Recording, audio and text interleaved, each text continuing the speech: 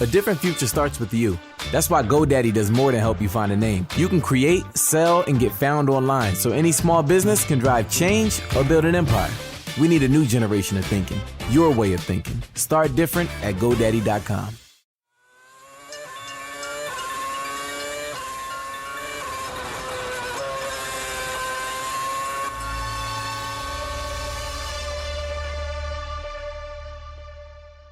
Woo-hoo!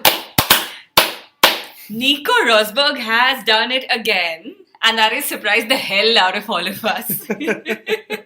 He beat Lewis Hamilton off the line in Monza and he won the race.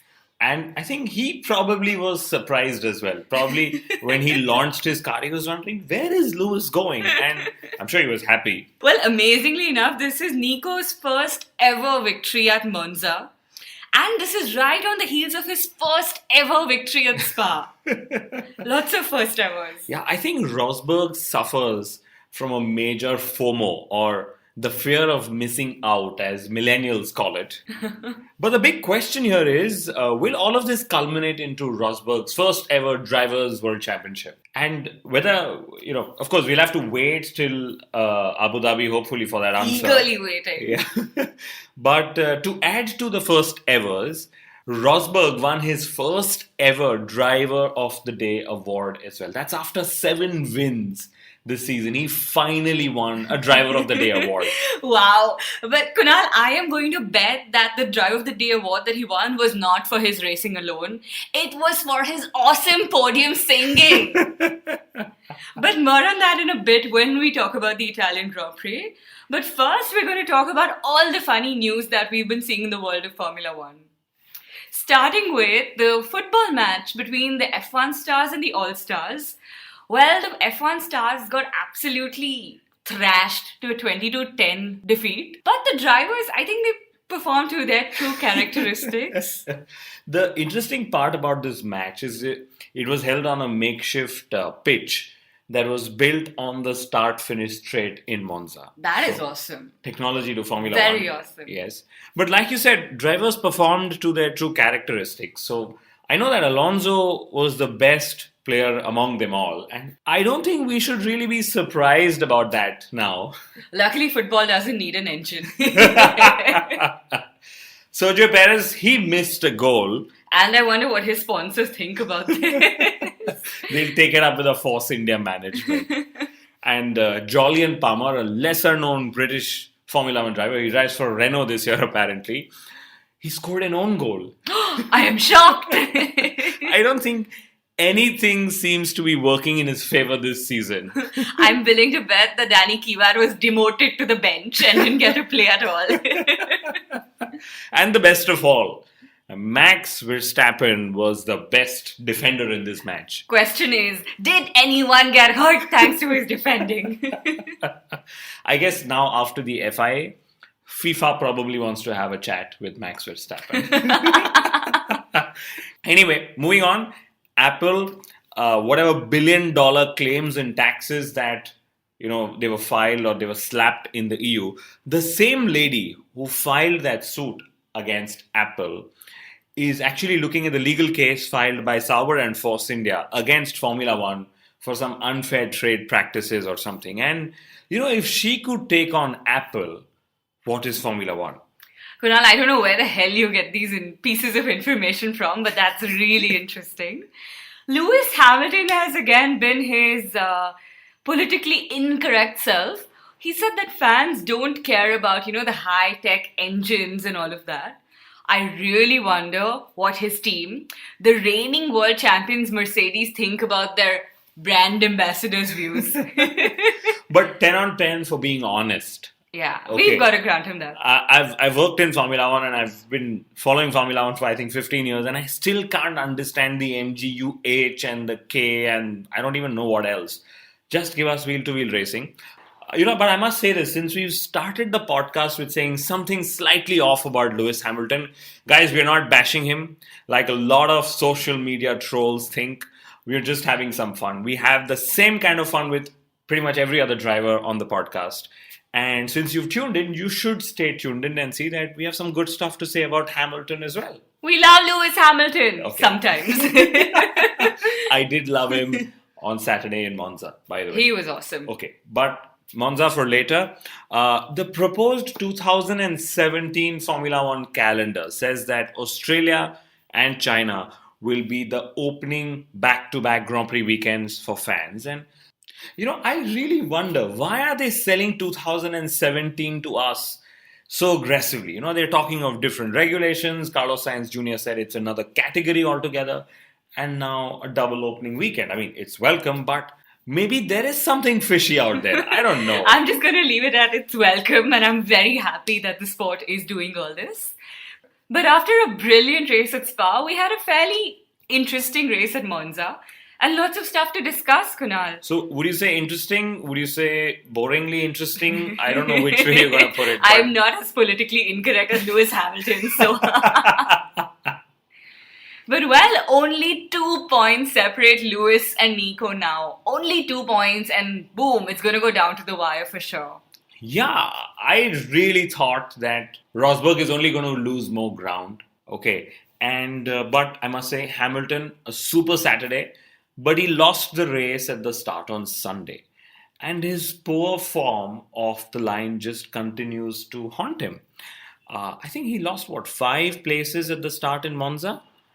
And by the way, if our math is correct, this was Hamilton's 6th pole position of the season, but he's won from pole just twice. Wow. And for those interested in statistics, so 13 of the last 18 Grand Prix in Monza were won from pole. So just imagine the odds that beat Lewis Hamilton. So you mean it wasn't just Rosberg, but the odds that beat Lewis Hamilton as well? So despite the countless number of Mercedes 1-2s that we've had, if there's one thing this year that's really made races exciting, it's, apart of course from Max Verstappen, it has been the reintroduction of the manual starts. Yes, so the drivers now have to line up their car on the grid, engage start mode and the settings, and launch once the lights go off, all by themselves, without radio help from the pit wall, which is kind of brilliant, isn't it? It's given us a lot of exciting race starts. Yeah, I mean, the first laps have been so interesting because somebody's falling off, somebody's made a brilliant start, and somebody's blaming the clutch. But talking of Monza, we can't seem to ever ignore the kind of passion and madness that we saw there on Sunday. I couldn't count, but there were hundreds and thousands of fans, and it seems so strange that Formula One is even thinking of considering dropping this race, okay? The Tifosi was out in such strong support of their team. And, I'm very sure they were happy that Vettel made it to the podium. But just because Formula One wants to build newer audiences, how can you forget your most obsessive, your most fanatic audiences just like that because of money?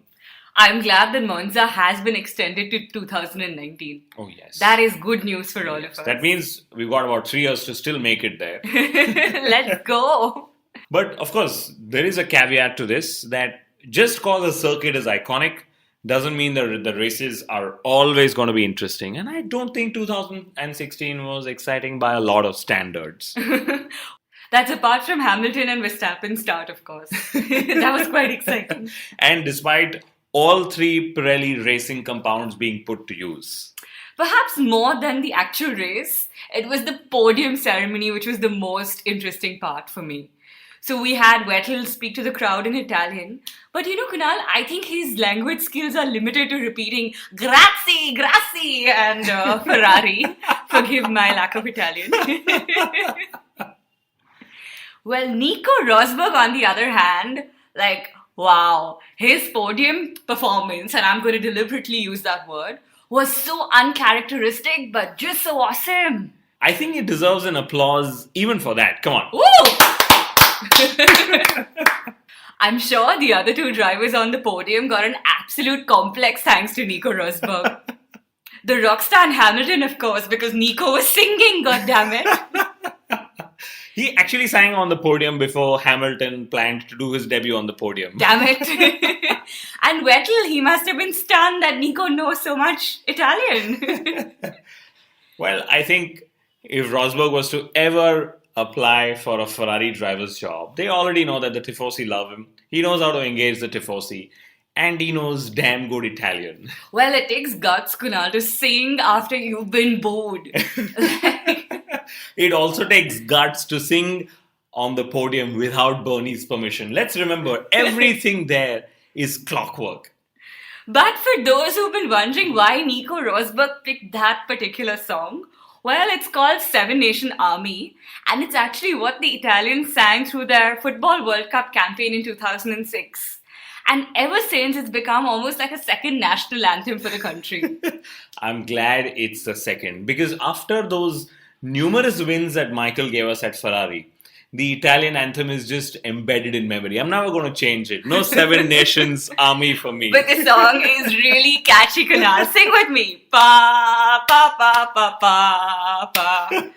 The Tifosi were better. At least they sang with Nico Rosberg. Well, I can tell you, Rosberg was probably also lining up his retirement role. You know, podium ceremonies, master of ceremonies, audience engagement, all of that put together. But Monza also, apart from the Lewis and the Nico battle that we spoke about, had two big constructors fight on the grid. We had Ferrari versus Red Bull Racing, of course. The gap now is down to 11 points. And guess what? Kimi Raikkonen is finally delivering decent results. And Jacques Villeneuve, I think Formula One's most famous critic, is also happy with Raikkonen. I mean, like it mattered to anyone ever, but he's also happy with Raikkonen. So Niki Lauda, we just love Niki Lauda's comments, don't we? So he's gone and said that Vettel seems weaker at the moment. That's after Vettel made it to the podium. Okay. Yeah. Red Bull Racing knew that Monza was going to be one of the toughest races for them on the calendar. And I think they managed pretty well though. They'd set a target of 5th and 6th and they finished 5th and 7th.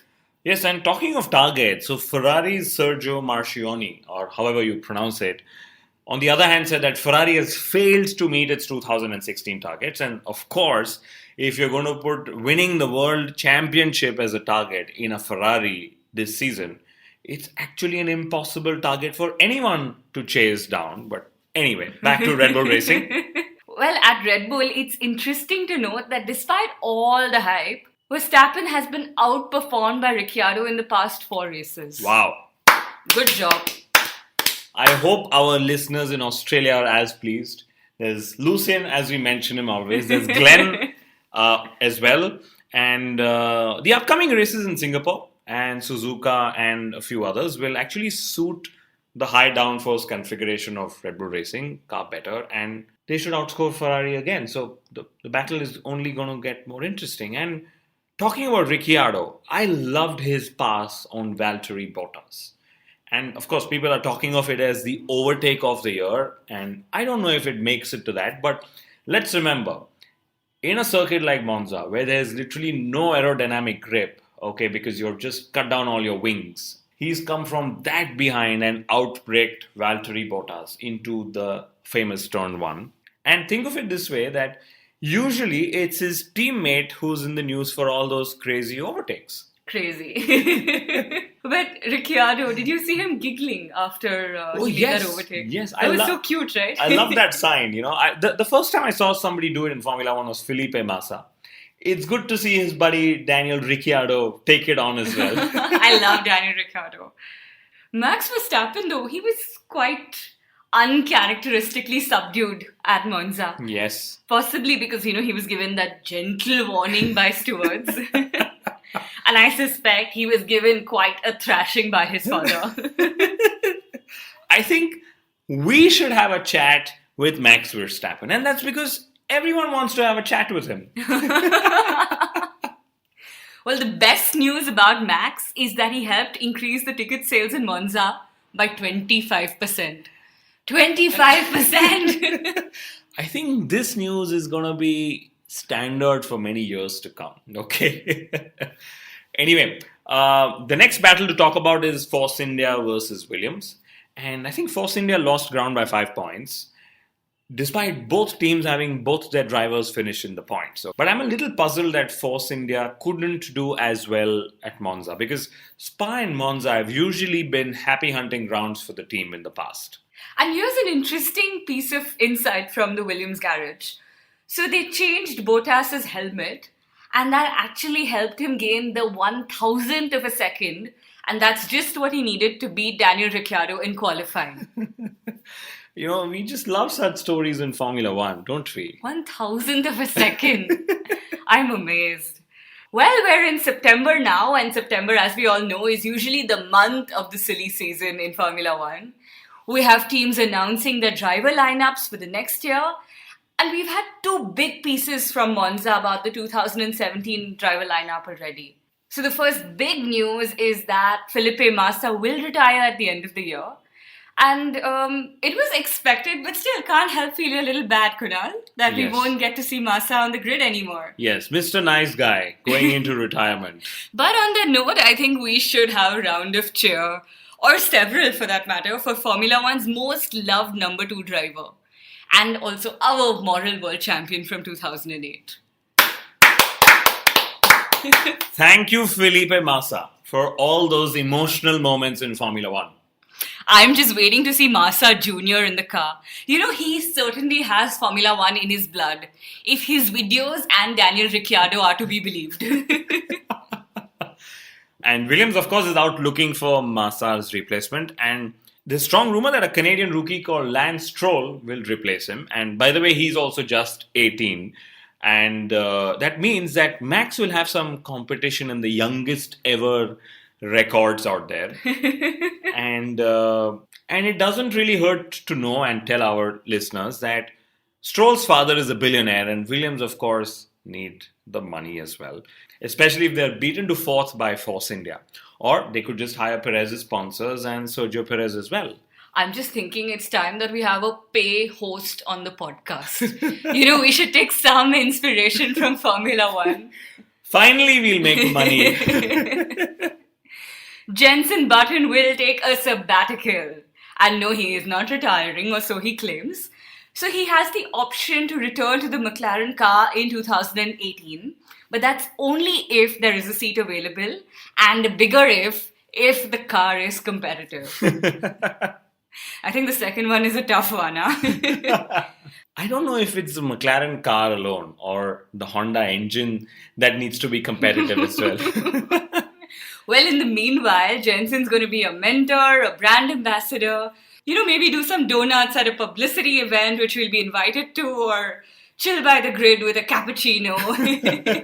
Or a beer, yeah, take some inspiration from Alonso. Yeah, well, he is going to do what retired Formula One drivers do, without calling it retirement though, let's remember. And of course, he's going to be replaced by the young Stoffel Van Dorn. And here is where I think history is somewhere repeating itself for Fernando Alonso. So the last time he had a rookie teammate from GP2 who had beaten the field in an ART racing car, he was matched and beaten by that teammate. No prizes for guessing who this driver was, but history is probably repeating itself for Fernando Alonso. But I also think that McLaren have an issue in letting their world champion drivers go. First was Häkkinen, now was Button. And I can only imagine what on earth will they do to Fernando Alonso. But it's a really smart strategy by McLaren, I think. So they keep Button at hand, in case Van Dorn does not perform, or if Alonso retires, or, whatever happens. But it really seems unlikely that Alonso will retire in 2018 if the car turns around, after enduring all these performance lows. He's going to be there when the highs come in. After pushing the car back into the pit lane. Literally. Yeah. But simply put, Formula One is so complex that even something as simple as a retirement for a driver isn't as straightforward. And if I was Formula E, I would rush to sign both Massa and Button as my star drivers. They're actually a good addition to the list of podium interviewers. I can't wait to see them on the podium. Of all people, Lewis Hamilton has finally shown us that he has a sense of humor too. Hey, he's always showed us that. Remember that summer break tweet which Ricciardo laughed with us about? Yeah, I'm not sure Lewis was trying to be funny, but okay. So Lewis started the press conference at Monza saying that he's going to retire.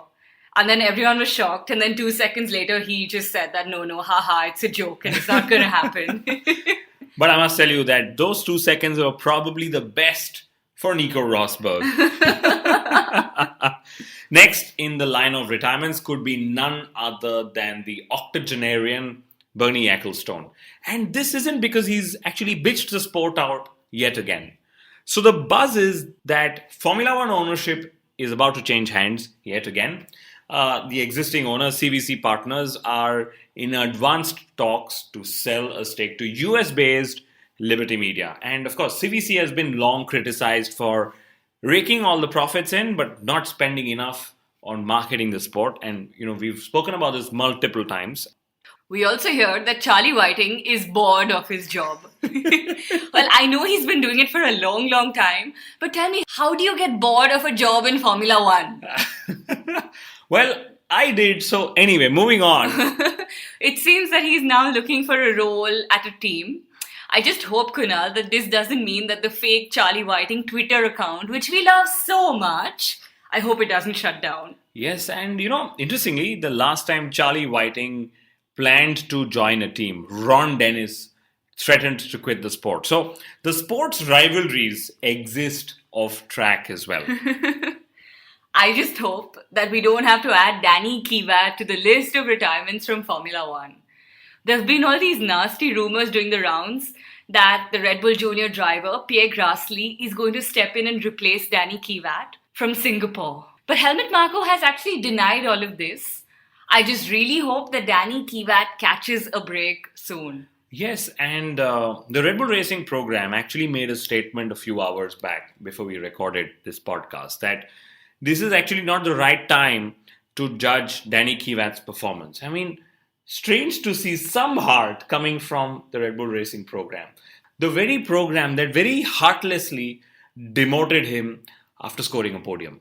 Anyway, we have a fortnight's break till Singapore, and if all reports are to be believed, Formula One's new ownership could just kick in by then. And I hope that after bailing out in the last few attempts, F1 will finally be sold this time. Stay tuned as we will bring to you our analysis and humor next week as well. Adios.